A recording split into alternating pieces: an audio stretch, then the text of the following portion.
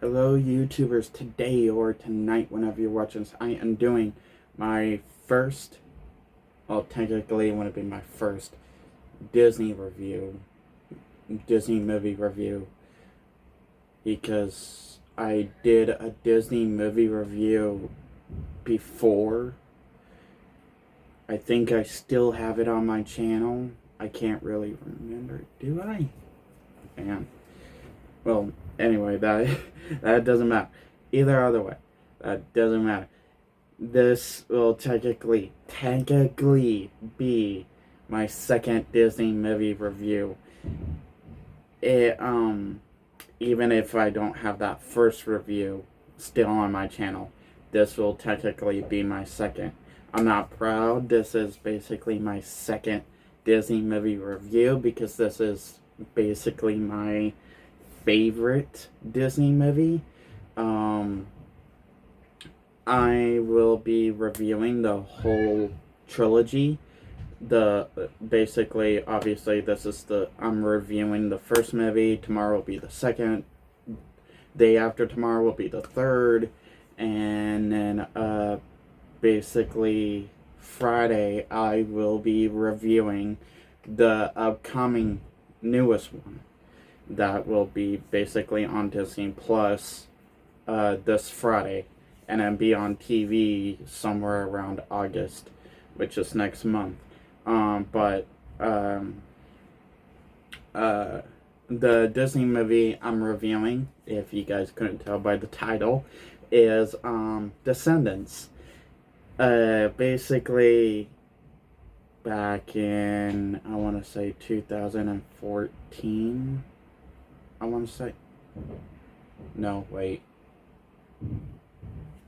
No, not 2014.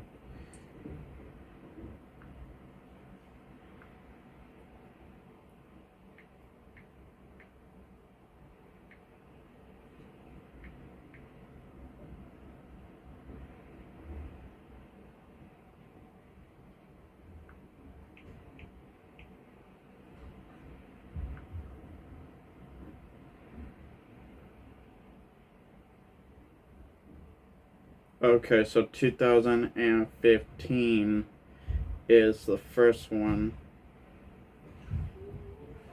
Wait. Right? Yeah, 2015 was the first one. So,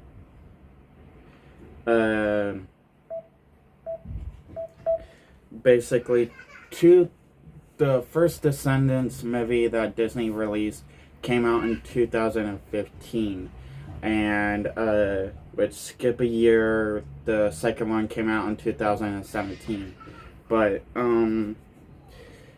basically, I did not expect liking this movie when I first saw it. My sister originally introduced me to this movie.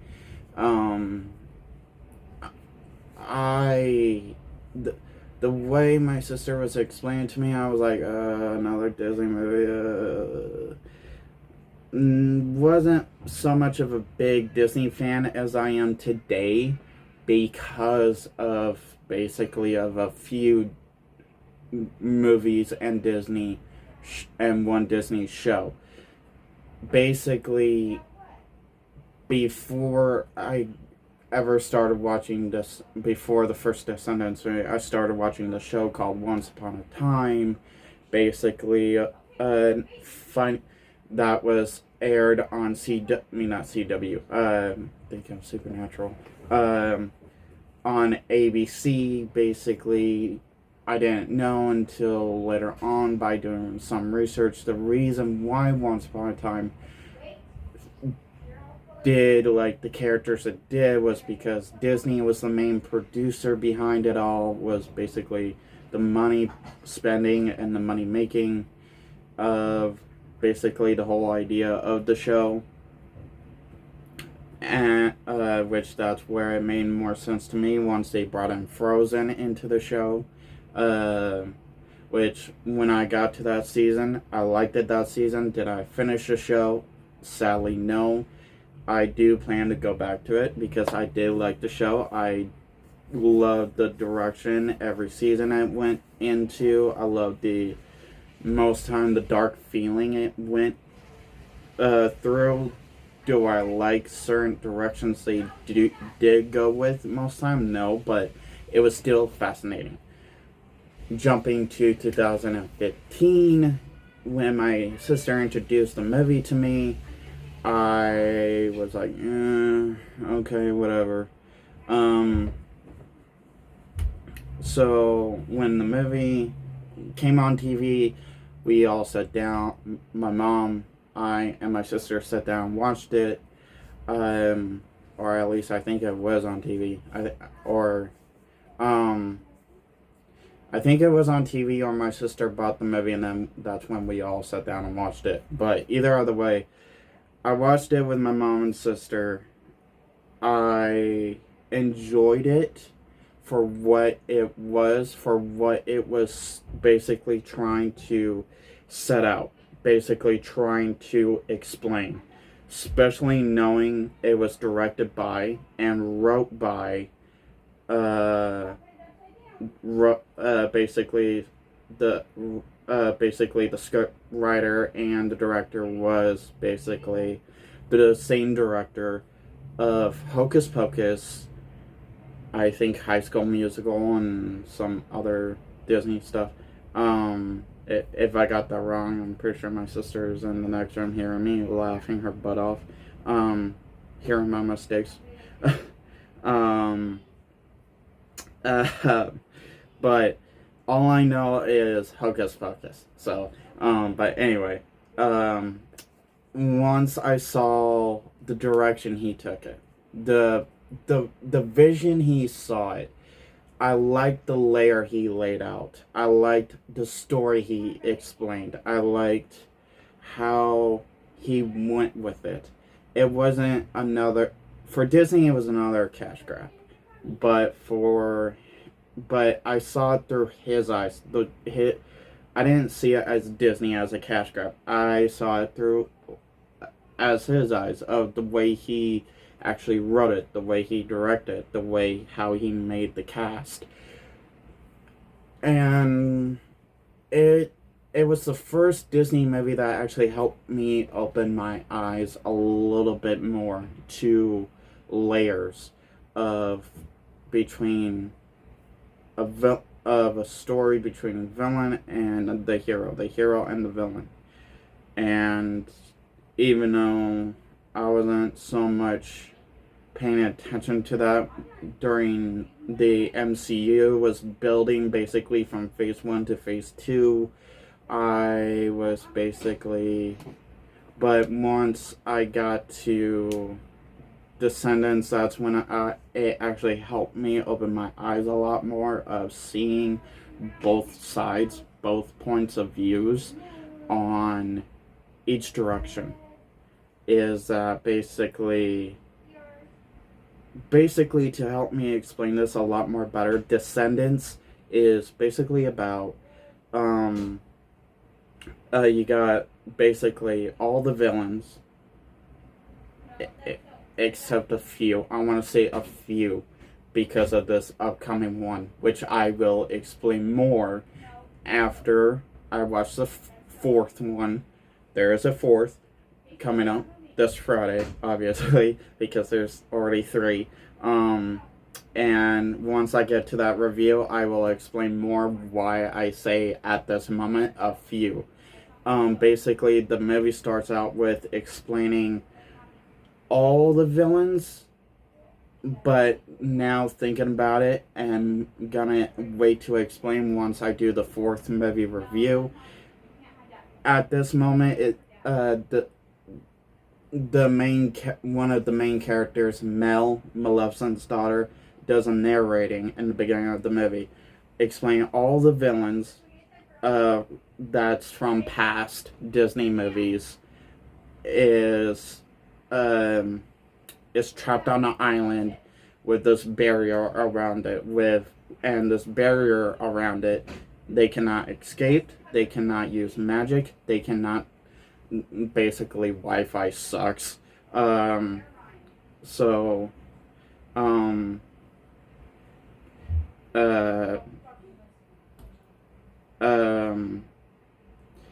And the reason why that happened is because because it was agreed on King Beast and Queen Belle. Because we're now at the point where, after all these years of all the classic Disney movies, Beast and Belle is now king and queen. And also, where it's like once upon a time, in a way, where all the past princesses and princes are now kings and queens, and they all listen to each other. They're all friends with each other. It's like one big friend slash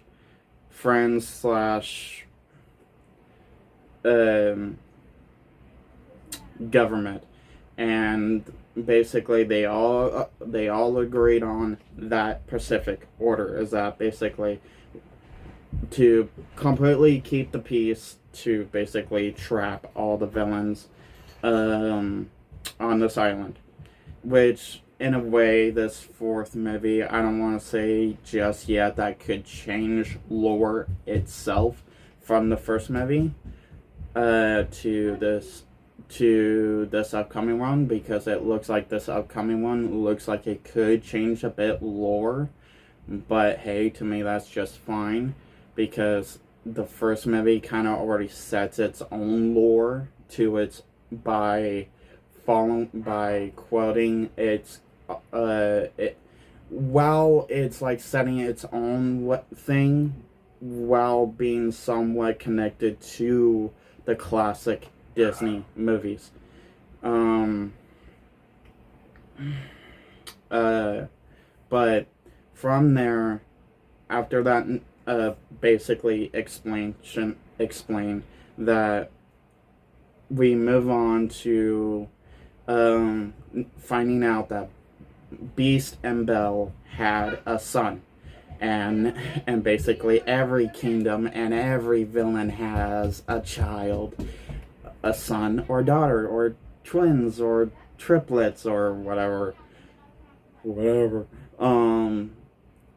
And Beast and Belle's son, first order as gonna be future king, about to be labeled as king in the first Descendants movie, or at least in the end of it, getting prepared for his coronation, of getting the king name and stuff like that, is basically he already knows what he wants to do as his first I want to say the right word, his first order, basically that's the only way I can basically put it, his first order as king, that he wants to bring over at least just a few to start with, and the villain kids, to give them a chance to actually live the life they deserve, and not have to be forced to live the punishment as their parents basically give themselves. Which at first Belle and Beast wasn't so happy about it, and neither did everybody else once they heard about it. But it's the truth. It's honestly the truth. Yes, that premise sounds mean, because you're basically taking kids away from their parents, but they're teenagers. They already know the difference between, and they were and yes, basically, later on in the movie, as you see, they get to talk to their parents, as they have a day called Family Day. But since their parents couldn't be there, they give them the option of basically having a video chat. which that's which to me that's at least something out of the expecting the heroes to do a good thing, sure, but for the villains, even for the villain kids, it's like, yeah, but um but that premise of like ripping the kids away from the parents, sure, it sounds bad, but it's a good thing. It's a good process that basically, yes, they did deserve to get away off the prison island and find themselves. And that's basically Ben's first order as king, and for the first four, we got four kids, not one, not two or three. We got four to start out with in the first movie, and basically the four children we of the villains that's basically our main cast. Sure, Ben and other good hero kids are also main characters, but they're more like main side characters. Ben is also a main character. He's like a main character. He's not. He's one of those hero kids where he's like the main character, but the other hero kids of the classic Disney movies are like more the main side characters. But the villain kids are like our main characters.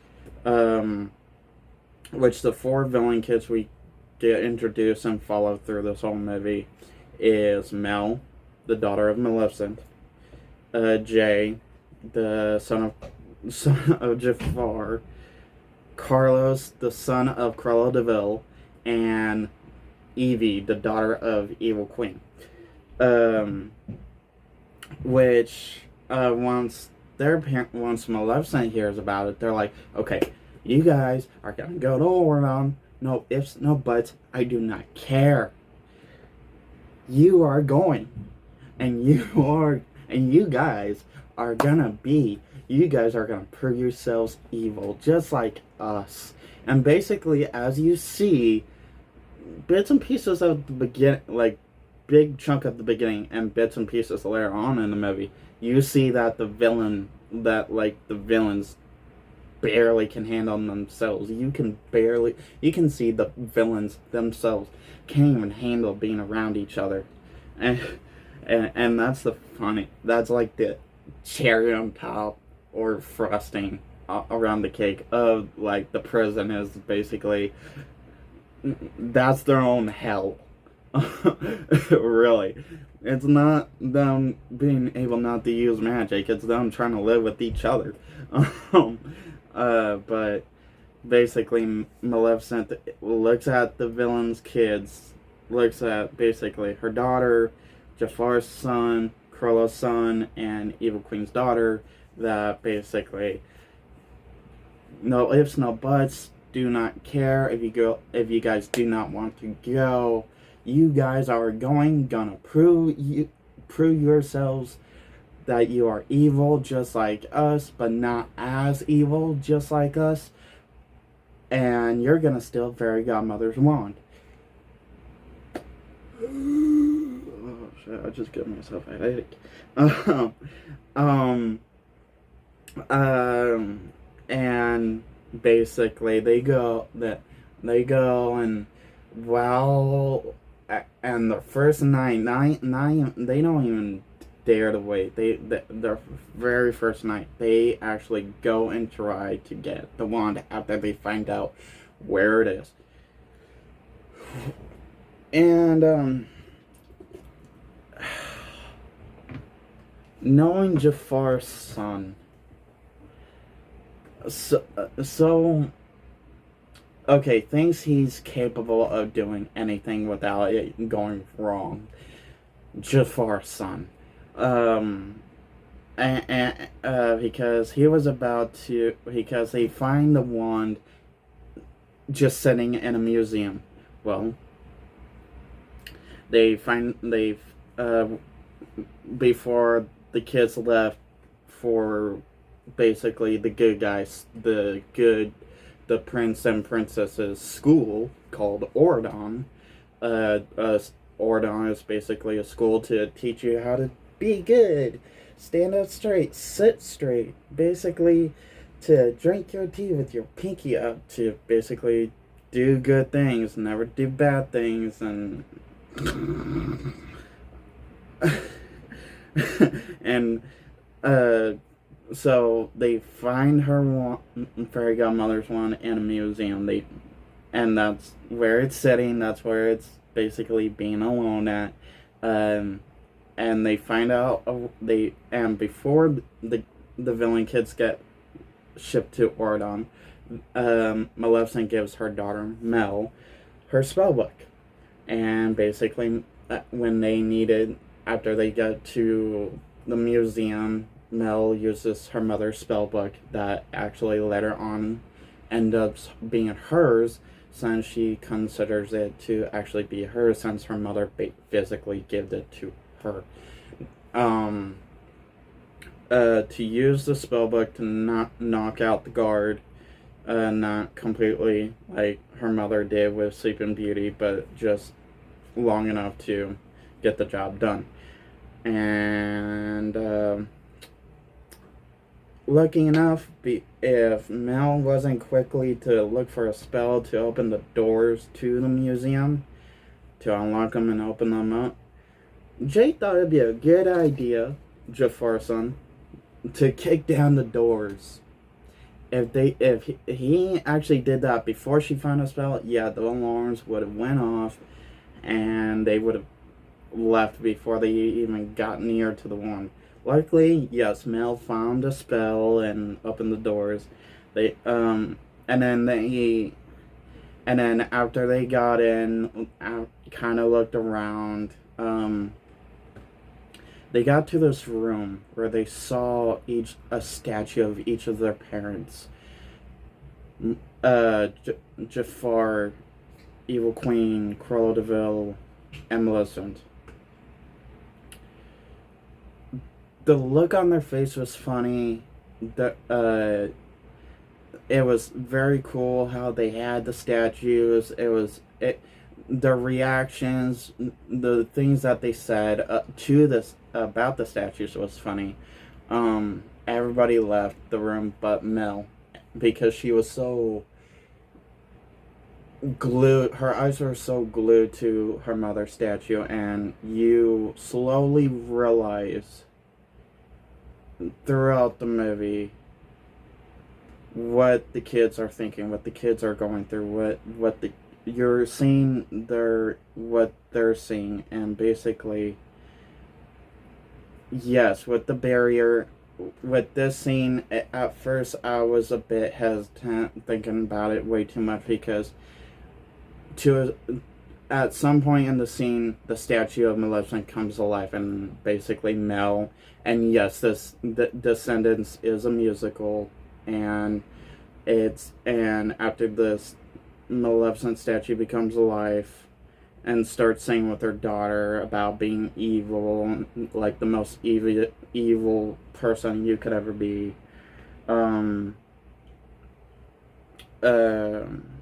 And not rather to be good and do good things. And then which, if you rewatch the movie, makes you re-question, okay, how was she there when there's a barrier, and that barrier makes it where there's no magic. Mel, I took it by rewatching it so many times, I took it as Mel was seeing it in her head. You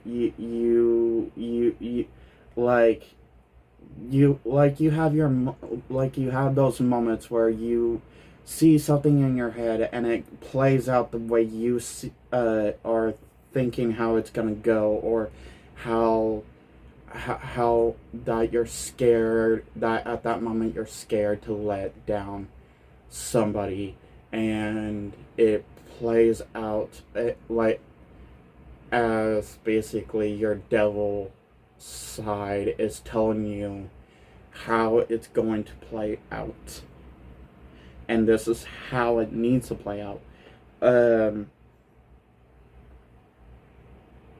and that's exactly how I took it. Will other people see that? I have no idea. I seriously doubt it. And hey, that's fine. Everybody has to have their own point of view how they see that scene if they've seen the movie. Now, and then once Evie gets Mel's attention again, they go all group back up. They all see there's a force field.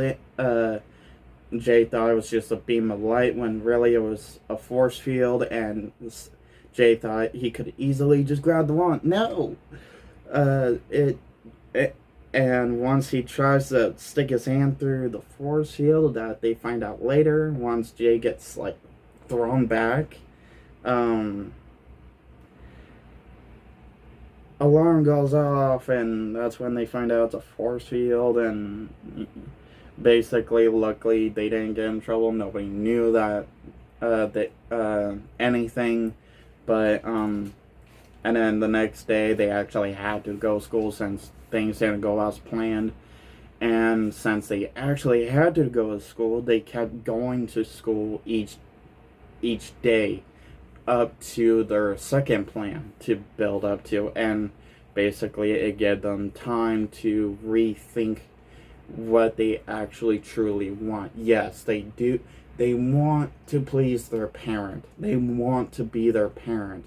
But do they really want to fully be their parent? As every child looks at themselves to a certain point at their life as, do I really want to be my dad? Do I really want to be my mom? Do I really want to be just like them, or do I want to try and find myself? Do I know I want to be evil? Yes. Do I know I want to be good? Yes. Do I know that basically this is the path for me? Yes. But right away you don't realize that. You just think automatically in your head, yes, I'm gonna automatically be like my dad. Yes, I'm gonna automatically be like my mom. When later on in life, during life, through school, through home life, you realize that's exactly not what you want. You find yourself, you basically know, yes, there's a certain boundary. I want to be this, but I don't fully want to be like my parent, like my dad, like my mom. So, and that's exactly through this whole movie, the villain kids goes through, is that they find themselves where they know they want to be evil, a certain point of evil, where it's fun enough but not enough to get themselves in trouble. They want to be themselves, but they also want to please their parent, like all kids. And Ben is trying the best he could to please everybody and please the villain kids, where basically, yes, not every generation is gonna be the same. If you give them a chance, you can see that. You can see the vision I'm seeing. While basically shit is going to shit half of the time, and basically once the VKs got there, short for villain kids, obviously, because as Mel meets Ben, you could tell there's a little spark there, and Ben already has a girl, and basically as they learn for the coronation, the only way to be close is if you're his girlfriend or parent. Love spell. Mel did a love spell. Felt guilt. Get close to their first date, and closer to the end of the movie, you see that certain spark where she's starting to feel bad. She's feeling guilty, and that she is somewhat starting to feel what it's like to feel love um from someone, and it and that's where she starts doing a love broken spell, and then gets to coronation day, finds out that basically where they had their first date, the spell was already broken, and basically he didn't, and basically I'm pretty sure until after the coronation he actually figured out her true plans, why she spelled him. But at that moment he just thought, well, he was with Sleeping Beauty's daughter, and basically she was a villain and he was a good kid, the king, the future king and stuff, and it wouldn't happen. But at the coronation, at some point, once she did get the wand, and basically that, I'm guessing after the coronation, that's when he put it all together, but still loved her, because at the coronation, the VKs realize, yes, they want to be themselves. They want to please their parents. They want to be evil to a certain point, like I said earlier, but also good. And so they before they could give back the wand, the barrier was broken, because all through the movie, Mel was trying to get Bip, fairy godmother's daughter, to get the wand, have her mother get the wand to make her beautiful. In reality, yeah, that didn't work, which it brainwashed fairy godmother's daughter to grab the wand before Mel could, and it accidentally broke the barrier, and but Mel grabbed it out of her hands before after that, she kind of still got a little shaky, and then everything came together, almost happy ending, and then Maleficent came in, a little CGI fight, with where Maleficent turns into a really badass dragon, and which you could tell, like the CGI in this movie, okay, you can tell it's a straight to TV movie, and as everybody knows, movies that straight to TV are meant to go straight to TV does not have that good CGI. Throughout the movie, yes, you can tell the CGI is not that great, but it's for kids. Parents could enjoy this movie if they if they really wanted to, if they really want to sit down and watch it. But yes, overall it's for kids. Kids aren't going to pay attention to that until they get older and be like, oh yeah. But the rest of the CGI in this movie isn't all that bad. Like the scene where Maleficent is turning into the dragon, that was very cool. It looked movie realistic when Maleficent was the dragon. Through the ending, it looked realistic. I will give it that. I love the attention, the heat and tension between Maleficent and her daughter Mel, of how they both go back and forth, how they're like the yin to their yang, like how each other is like the yin and yang.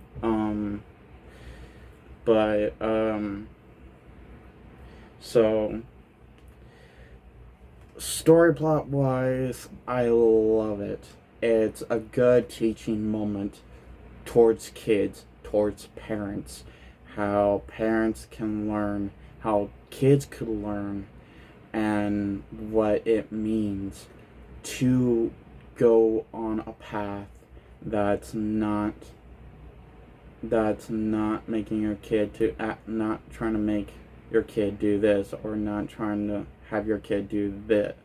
Basically, it's a good learning experience for the parent and for the kid and the parent. It's a good movie overall on the side of the learning process. It was the first Disney movie that I actually liked it ever since in 2015. That wasn't actually super that wasn't superhero based like Big Hero 6. Big Hero 6 was a Disney Plus, and I also think a